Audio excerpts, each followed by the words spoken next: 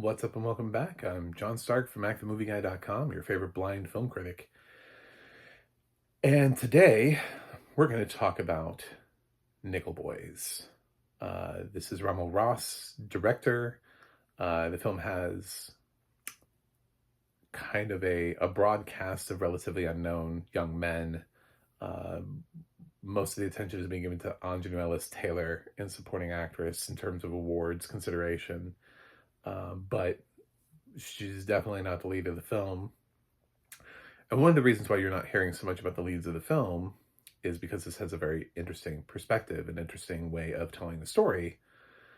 I'm also a blind film critic, and screeners typically do not have audio description. This did not have audio description. It did, however, have like closed captioning / subtitles or whatever in like Portuguese. So that's nice. So, thanks, Amazon. Yeah, but it didn't have any alternative audio tracks, so I couldn't get audio description anyway. I'm absolutely rewatching this movie at some point, but I'm just getting this review out there initially to help people to start talking about Nickel Boys, because this is a film we need to be talking about. Otherwise, its Oscar chances are going to die. It's very experimental. It's shot almost entirely from the first person perspective, which is something I've heard about ever since it debuted, which is immediately why I was like, oh my God, I have to see this. I have to know what this audio description is like, because I knew with Amazon, at least bare minimum, I didn't know, this doesn't strike me as being a wide release. So it may not come to me, may not come to you, may not come, I don't know where this is going to go, but this does not strike me as being a broadly appealing movie to a wide audience. I think they'd be crazy to drop it wide on day one, because the subject matter is hard and the first person perspective is going to throw people. So you don't want to have the backlash. I think that's why A24 was avoiding Sing Sing going wide so hard over the summer, which made it into this really weird campaign. But because it's like everybody was wanting it, but it just never. So Nickel Boys has to start small and then see where it goes from there, and it may end up topping out at only like 500. I just don't see this playing in a lot in smaller towns and stuff. So, but it's based on a best-selling book. It's based on a true story of. Well, I am a Florida critic, and our history down here is fucking terrible. So in the 1960s, we used to have reform schools, and the story is about these two young men that are sent to this reform school where they experience institutionalized racism, and we cut back and forth between their perspective, and they. Like one person it's from their perspective, and then later on it'll be from another person's from the other person's perspective, and we see how they sort of experience this. How can they possibly get out of Nickel Academy? Which is sort of like the loose name for it, but and trying to make the best of it while also obviously things are happening around them. I could hear. You can hear people getting beaten in the screams and stuff like that. I mean, what's happening. And towards the end of the film, I could hear, obviously, some harrowing stuff. So it was really hard to follow because there's not a ton of dialogue without audio description. So I can't give you too much context as to what's happening here. A lot of times, from a first-person perspective, the main character is often like a voyeur and is sort of like watching and listening to other people around them speak to them or around them, or was watching a conversation.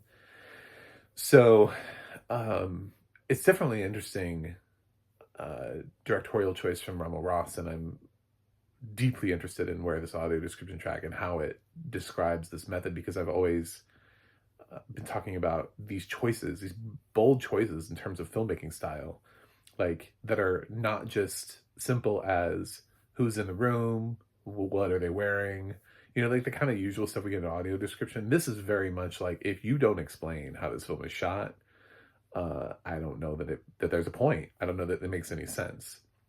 So I'm like chomping at the bit to get a hold of this audio description track, because it's probably, Nickel Boys is not my most anticipated film of the year. This is my most anticipated audio description track. I literally cannot wait to, even though I've already seen this, you can expect Nickel Boys a second look at some point from me, because when I get it with audio description, absolutely is happening, which could completely change my perspective, because right now I don't even know how to grade it. I really don't. I don't know where this film would land, because a lot of it is just like looking at things and you just sort of hear sounds and there's no dialogue, and it's like, I don't even know what we're looking at. So, but I came for the story. I came to hear sort of like the context, to be able to talk about this film and its history and its rich history, its Florida history. I'm a Florida critic.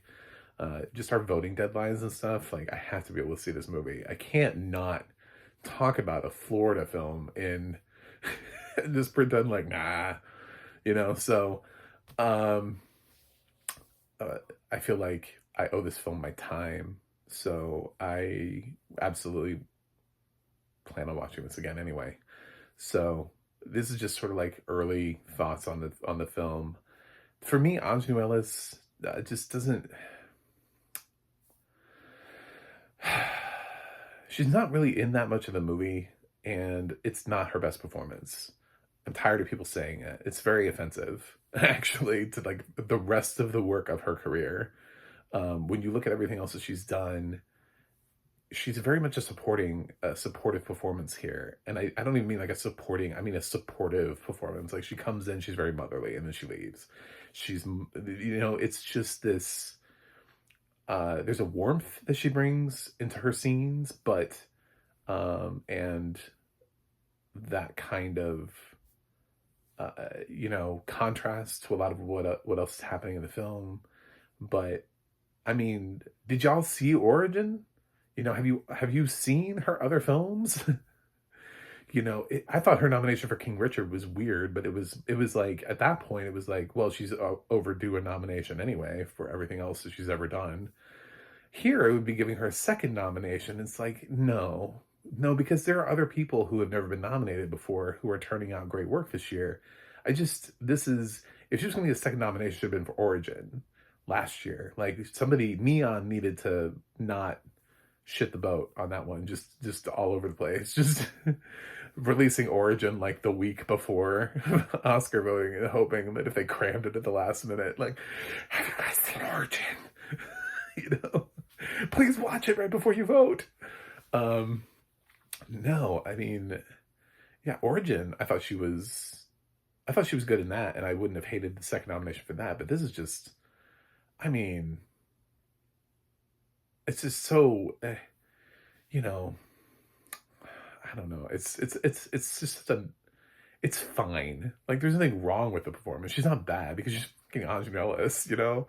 I mean, she was fine in Earl's All You Can Eat, right? I mean, technically all of those ladies were fine. Are we going to nominate them? Do you want to nominate her for the Supremes at all your Earl's All You Can Eat? Because we can have that conversation. Because she's perfectly fine. Like, everybody in that film was good. But Oscar caliber? And nobody's talking about that film because it didn't work, so it went straight to Hulu. Fox Searchlight didn't even bother. They were like, you know what? This film is not working, and we don't know how to campaign it, so we're just going to give it to Hulu. She actually had more to do in that film than she does here, like, dynamically, in terms of her range. She's also in another film this year, which I have yet to screen, that she's also been getting good buzz for. It's very weird that this is getting like the lightning rod of attention, considering what she has to do in here.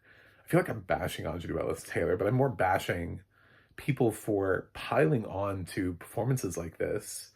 And you know what? This is how Danielle Detweiler loses a nomination for Till, is because people get on a bandwagon for like weird shit, and they jump on a nomination for something that it's like, all right, but wouldn't it be better for the super exclusive club to continue to expand that roster of nominations, or to actually nominate somebody who is delivering at the highest caliber of work instead of just like another nomination? I'm saying the same thing this year about Saoirse Ronan's performances, to be fair, um, because neither of her performances are really her best either. I don't know what we're doing here. Like, why are we pushing these forward? Why are we trying to add numbers for these actresses when these are not their performances?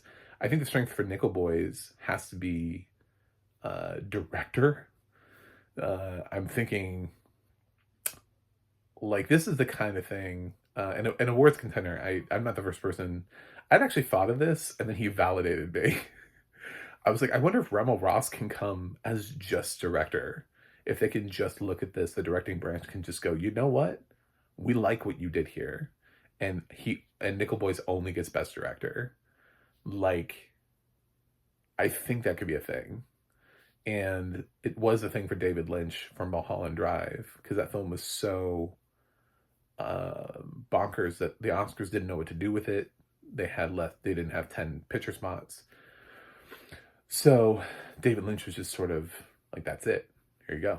So I think there's a way in which Remmel Ross gets the director's spot just for tackling this story, telling a story that needed to be told, adapting the novel, all of that stuff. And also finding this completely unique way to tell the story. As far as anything else, I don't know. Could he get adapted screenplay? Possibly. I would say that's probably a category. Cinematography, man, I don't know. Are they going to give it to a first-person perspective shot film? That would be a bold choice. I don't know how cinematographers feel about that. It's like it's never been done before. And so I think that's why a lot of people aren't really touching it, is because they're thinking about cinematography and they're thinking about traditional cinematography. But they're not thinking about a film that's necessarily almost entirely from a first-person perspective. So that's really up to the cinematographer's branch to decide if this is something they're willing to debate.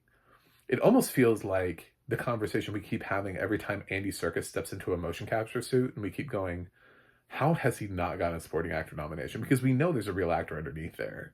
When you actually realize what he's doing as Gollum or as Caesar, that is one of the best performances of that year. It's just people see him as like a computer generated image and not him. Even though if you watch any sort of making of featurette for either of those films, he's amazing. Like, I was able to be cited and I could see the work that he was putting into it. And to see Andy Serkis do that work, I think that's what they needed to send out to people, is be like, tell me that's not. Tell me that's not one of the five, watch him crawl around on the ground pretending to be Gollum without the Gollum shit on him, the look of Gollum, and then tell me that that's not acting, so yeah, I just think this is one of those things where it could be a surprise cinematographer's win. It all depends on Amazon's campaign and how well the film was received. So I would say that is a possibility for it. In